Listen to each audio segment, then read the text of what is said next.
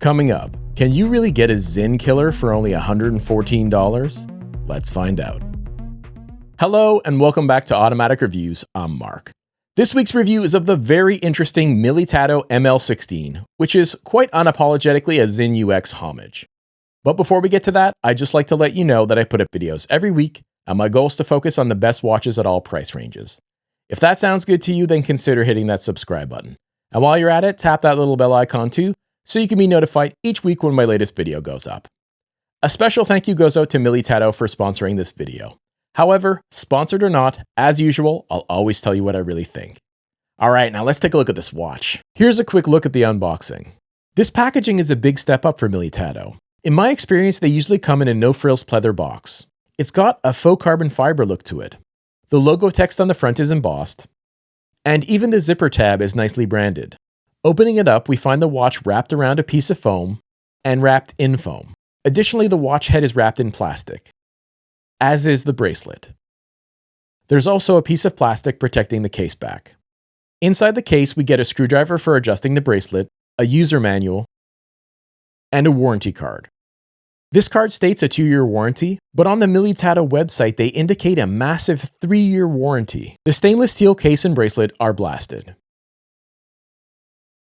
This watch is 39mm across and 10.2mm thick. It's 45.8mm lug to lug, and it has a lug width of 20mm. It has an unsigned screw-down case back and a signed screw-down crown, which is nestled in between some bold crown guards. Powering the watch here is the VH31 quartz movement, ticking away at 14,400 beats per hour and featuring a 2-year battery life. Here's a quick lume shot. This watch features Swiss BGW9 lume. The dial of this watch is matte black. The indices are no-nonsense, painted-on lumed batons. The other dial printing is also cleanly applied, such as the chapter ring and the logo. The hour and minute hands are lumed swords, and the seconds hand is a red needle with a lumed tip. A portion of the hands are painted black, so to some degree the hands appear to float. Covering it all up is a sapphire crystal with an AR coating applied. Surrounding the dial is a 120-click unidirectional dive bezel, with a brushed stainless steel insert, featuring engraved and painted numerals. Water resistance is 200 meters. The bracelet is a nicely tapering H-link design, with solid end links. Size adjustments are accomplished via a screw-based system.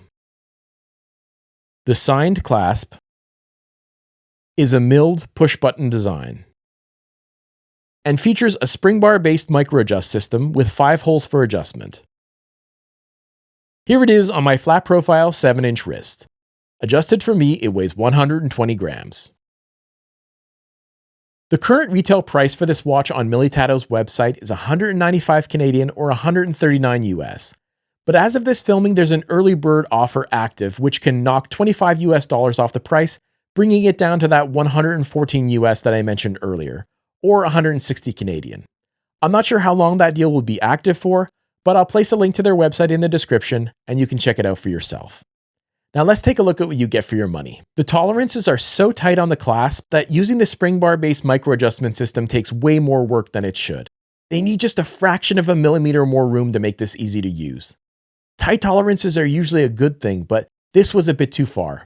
I did eventually adjust it though, and really this difficulty is the only low I can think of for this watch. This is a Sinn homage. For those who dislike homages, this will be an issue, so I'll call it a mid. The lume here is stronger on the indices than the hands, but it's quite good overall. That's always nice to see. Militado is stepping up their game by offering a 3-year warranty. They already pushed their competition by offering so much watch for so little money, and now they're becoming a leader in the warranty department as well. Great job, Militado. I like the bezel here a lot. I usually go for a ceramic option when it's available, or maybe an aluminum one for that retro vibe. But this time I wanted to try a stainless steel one, and I really like the look. Additionally, the bezel click is very decent, and the alignment is really quite good as well. Saying it's better than an average Seiko in this regard might be damning it with faint praise, but hey, at this price, they have bragging rights.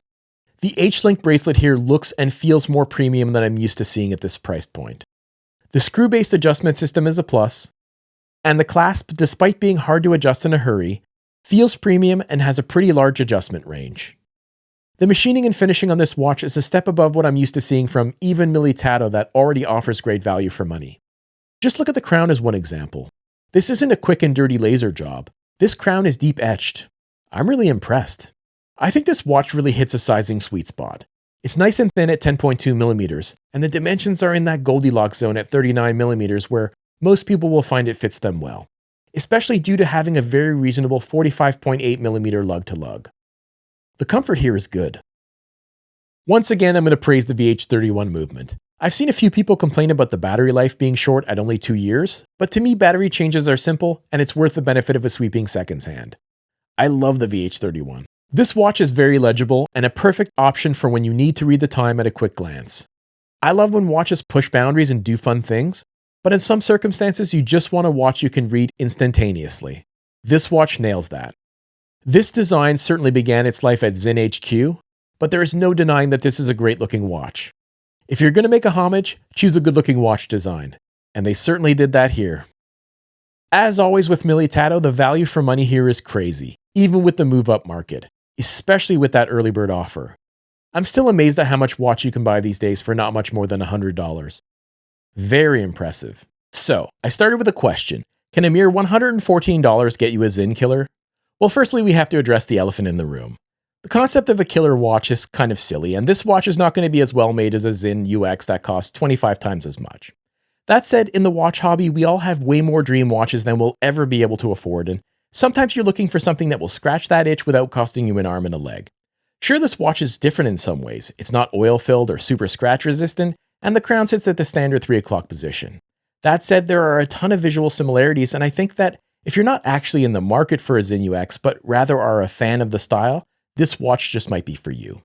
As usual, here you have that trademark Militado build quality and value for money, so there's no question if this watch is worth the asking price. It's really only a matter of if you like the look of it. And I suspect that Sinn fans on a budget definitely will, so for them, it might just be a Sinn UX killer of a sort. But for anyone else who's looking for a great quality bargain diver, I would definitely give this one a look as well. How about you guys? Do you like this one? Do you want one? Do you already have one? If so, let me know how it's going. What do you guys think about homage watches? Do you wear them? I want to hear about it, guys. Leave a comment below. Alright, that's it, that's all. Don't forget to check the description for any relevant links like where to find this watch on Militado's website. Till next week, bye-bye.